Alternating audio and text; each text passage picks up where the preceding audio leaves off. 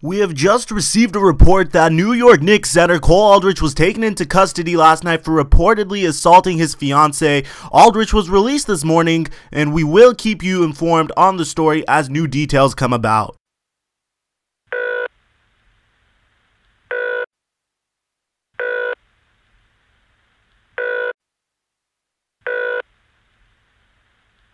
Hey, you've reached Cole Aldrich. Can't be at the phone right now. If you can leave your name and number, I'll get right back to you. Hey Cole, it's Michael Maradian, General Manager of the New York Knicks. Please stop by my office whenever you get a chance. I hope all is well.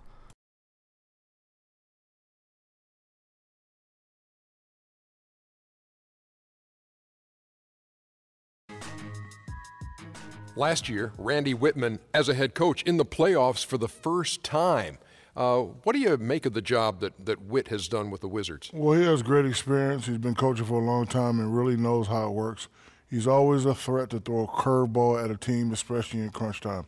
Very defensive-minded, and he's an anti-analytical type of coach. Yeah. Are you anti-analytical? No, because I can't even spell it. Then how could you be? And I don't even understand that.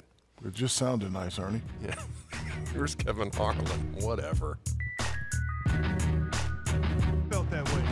What is going on, guys? You know what it is. It's your boy, the Fly Mike, the most aesthetic gamer on YouTube, coming at you guys with another NBA 2K15 MyGM mode episode. And you can see today we are facing the Washington Wizards, guys. We're currently in around the December month of our season. We're trying to go by this season much quicker than most because mainly nothing really is going to happen whenever you're rebuilding a Knicks franchise in the first season. We did everything we could trade-wise, in my opinion, and unless if we get anything very attractive for any of our players, I'm thinking of just letting all of our contracts expire in free agency and maybe take care of the squad from there. But I'm not really sure, man. You already know there's always moves to be made. If I get offered the right deal, I'm gonna have to take it. We currently are sitting pretty at a good amount of draft picks and a good amount of assets, and that's all we could do so far.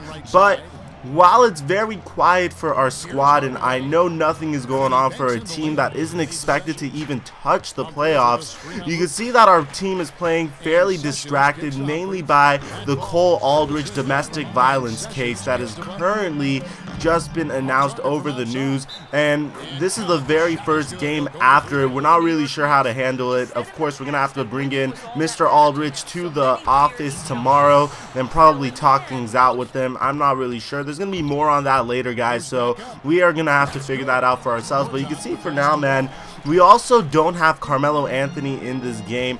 He's out and he's sick, and I don't know what hopefully he could come back in the next game, but he took tonight off, and you can see we are already very lost without him. We're not scoring nearly as much without Carmelo Anthony. So for those of you guys that want me to trade Carmelo Anthony, you guys understand how important he is to the squad.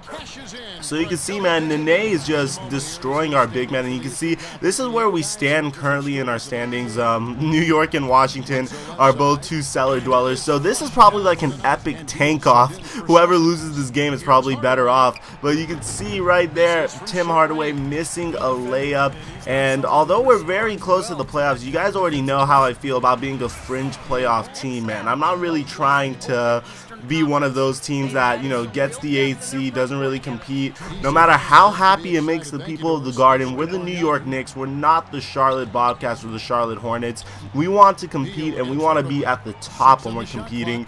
So that's the goal right here. And you can see Tim Hardaway Jr., man. This guy just loves flashing his potential consistently, looking like a beast player, looking like a much more stronger version of Gerald Green, if you ask me. And JaVale McGee, man, this guy came out of nowhere. He started performing for us. I didn't really expect much from JaVale McGee. I just expected him to be like a little bit of a placeholder, but this guy has been going crazy for our squad. He's been exactly what we needed, and he's just performing admirably for ourselves.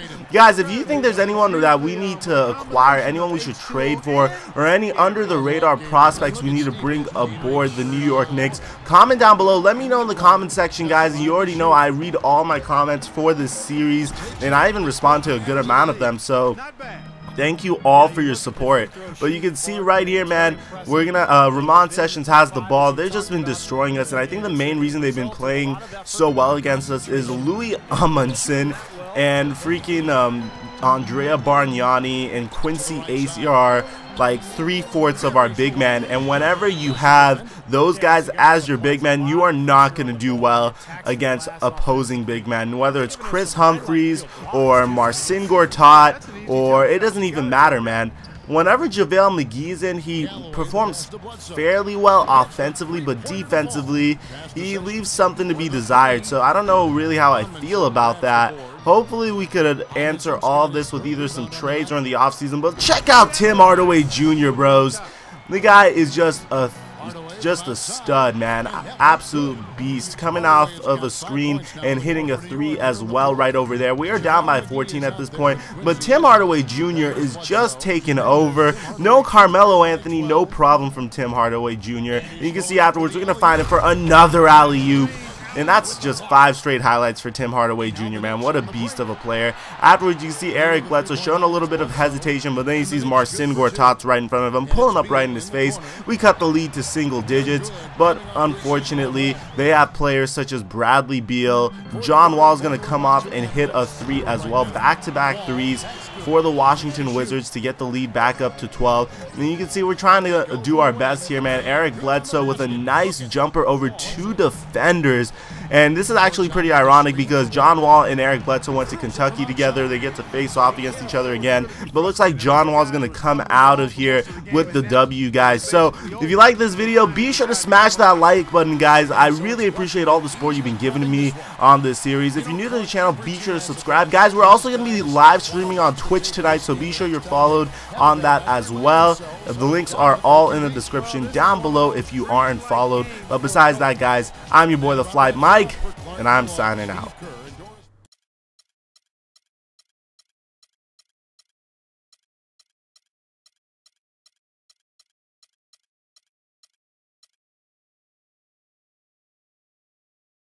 Time too, man, so he could enjoy his life, spend some time with his family, not damage his body, preserve his body. Very smart of him. Very, very smart of him.